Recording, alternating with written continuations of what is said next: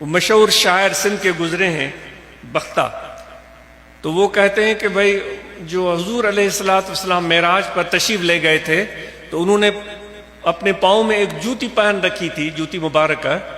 تو ایک شاعر کہتے ہیں، علماء بتاتے ہیں، ایک مشہور یہ ایک روایت بتاتے ہیں کہ آپ صلی اللہ علیہ وآلہ وسلم اس جوتی کے ساتھ عرش بری پر گئے تھے. عرش بری، جو فرشتے بھی وہاں نہیں پہنچتے، اور وہ جوتی وہاں پہنچی تھی. وہ جوتی کی اصلیت کیا تھی؟ وہ ایک کسی گائے کی کھال تھی. تو وہاں تک پہنچنے میں اس سے کسی نے سوال کیا کہ یہ تمہارا شان، ایک تو حضور علیہ السلام کے پاؤں میں تمہیں ملنا نصیب ہوا، پھر عرش تک گئی، یہ قسمت کیسے بدلی؟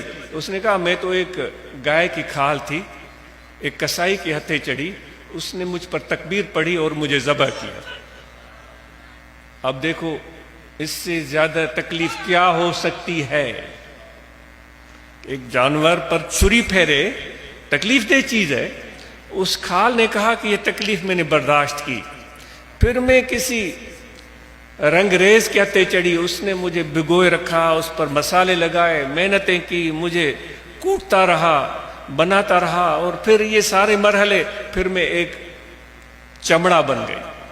پھر میں موچی کے ہتھے چڑھی، موچی نے میرے اوپر اپنا ہنر آزمایا، سوئیاں چبھوئیں، کبھی متر کے مارے، کبھی کچھ کیا، لیکن میں چپ کر کے سب چیزیں برداشت کرتی رہی.